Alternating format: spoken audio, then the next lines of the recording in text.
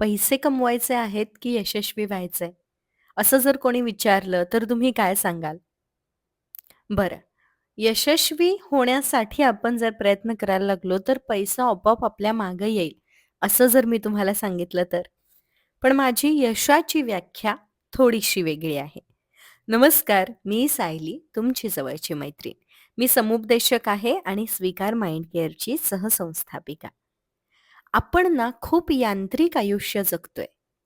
पैसा कमावण्यासाठी किंवा यशस्वी होण्यासाठी वरवरच्या सवयी स्वतःला लावून घेण्याचा प्रयत्न करतोय आणि त्यातही आपण सातत्य ठेवू शकत नाही आहोत.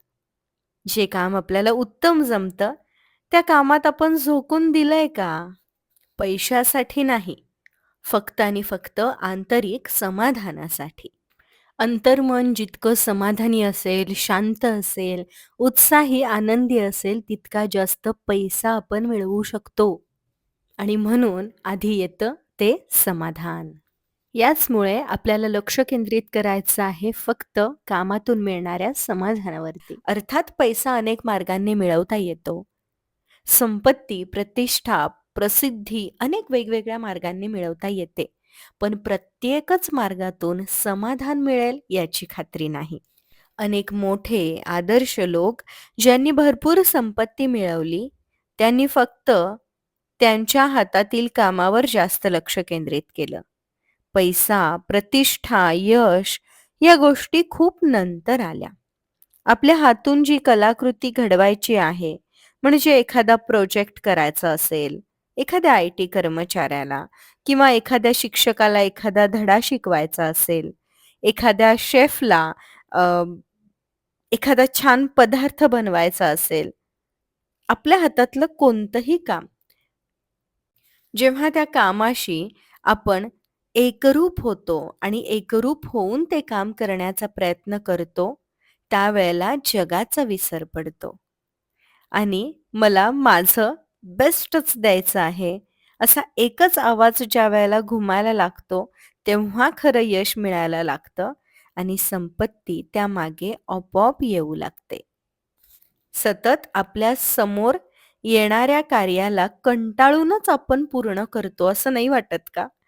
आपल्यामधल्या क्रिएटिव्हिटीचा आदर करून कितीही वेळा अयशस्वी झालो तरीही झोकून देऊन काम केलं तर नक्कीच यश आपलं असेल. अनेक मोटिवेशनल व्हिडिओज पाहून प्रत्यक्ष काहीच न करता पुन्हा आपलंच रडगाणं गायचं असेल तर कसं बरं आपण पुढे जाऊ शकू? आपण भरपूर मोटिव्हेशनल व्हिडिओज पाहतो आणि पुन्हा स्वतःच्या नकारात्मक विचारांकडेच येतो आणि स्वतःच्या त्रासांना आणि जरा एंटरटेन करायला लागतो. जे बदलत नाही ते सोडून देऊया की. ज्या विचारांमुळे, वाक्यांमुळे त्रास होतोय तेही जाणीवपूर्वक टाळण्याचा प्रयत्न करूयात ना. प्रयत्न केले तर ते टाळता येतं. तुमच्या मनातला विचार, आत्ताचा विचार खरा होणार आहे. प्रत्येक विचार तुमचं भविष्य ठरवत आहे. आत्ता वाटणाऱ्या मोठ्या गोष्टी काही दिवसांनी अस्तित्वातच नसणार आहेत. म्हणून तो विचार थांबवा. थांबवण्यासाठी लिखाणाची सवय लावून घ्या. लिखाणातून अनेक कोडी सुटतील, अनेक प्रश्न उलगडतील. स्वतःवर प्रेम करणं म्हणजे स्वतःला चांगलं वळण लावणं हे कळेल. स्वतःवर जो प्रेम करतो तो आर्थिकदृष्ट्या नक्कीच संपन्न होतो. एक सकारात्मक ज्योत आपल्या आजूबाजूला असते. कितीही वाईट परिस्थिती असली तरीही ती आपल्याला मार्ग दाखवते. तिचा शोध घेऊयात. रोजच्या जीवनातला उत्साह वाढवणारी अशी कोणती गोष्ट आहे? तिचा शोध घेऊयात. उत्साह वाढला की प्रसन्नता वाढते आणि काम करण्यास उर्मी येते. आपल्यातील अशी गोष्ट शोधूया जी आपल्याला प्रेरणा देते. जगण्यात उर्मी असली की कामावर लक्ष केंद्रित करणं सोपं जातं. ती उर्मी शोधून काढूयात. कारण त्यातच आपलं अस्तित्व दडलंय. आपल्याला आपल्या कामाशी एकनिष्ठ व्हायचं असेल, तर आपल्यातला उत्साह, आपल्यातली उर्मी शोधता यायला पाहिजे. मग ते शोधण्यासाठी सगळं कधीतरी नीट होईल. आपल्या आजूबाजूला असणारी परिस्थिती व्यवस्थित होईल आणि मग आपण कामाला लागूयात. मग आपण एक नवी सुरुवात करूयात. असा विचार करणार आहात, तर तुम्ही चुकताय. आता असणाऱ्या खडतर परिस्थितीमध्येच तुम्हाला तुमच्यातला उत्साह आणि तुमच्या जगण्याला ज्या गोष्टीमुळे उर्मी मिळतीये, ती शोधण्याची गरज आहे. You can heal your life या पुस्तकामध्ये खूप छान एक पॅराग्राफ वाचायला मिळाला.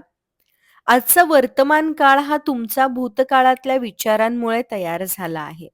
तुम्ही आता या क्षणी जे निवडाल, ज्यावर विश्वास ठेवाल, जो विचार कराल, जे बोलाल, तो तुमचा पुढचा क्षण, त्याचा पुढचा क्षण, पुढचा महिना, पुढचं वर्ष तयार करणार आहे. हो, हे मी माझ्या इतक्या वर्षांच्या अनुभवावरून सांगतेय. तुमच्या जगात तुम्हीच सत्ताधीश आहात. तुम्ही जे मनात आणाल ते होणारच आहे. या क्षणापासून एक नवीन पद्धत सुरू होणार आहे. प्रत्येक क्षण ही नव्याची सुरुवात असणार आहे. तुमच्यासाठी ही नवीन सुरुवात आहे आणि ती आता या क्षणी, इथं हा क्षण शक्तिमान आहे. हा क्षण बदल घडवून आणणारा आहे. आणि मला काय वाटतं माहितीये, की तो बदल म्हणजे पैसा आणि यश यातली स्पष्टता मिळवून देणारा आहे. आता आपल्या सर्वांनाच लक्षात आलंय. त्यामुळे आपण सर्वजण लगेचच एक नियोजन आखूयात, एक यादी करूयात. लगेच वही पेन घेऊन बसूयात. म्हणजे हा जो उत्साह आपल्याला हा व्हिडिओ पाहून मिळालाय, तो प्रत्यक्षात येईल. थोड्या वेळाने हा उत्साह नाहीसा होणार नाही. ही यादी कशाची? तर माझ्यातलं वेगळेपण काय आहे? दुसरी गोष्ट, माझी कामाची पद्धत कशी आहे? ती योग्य आहे का?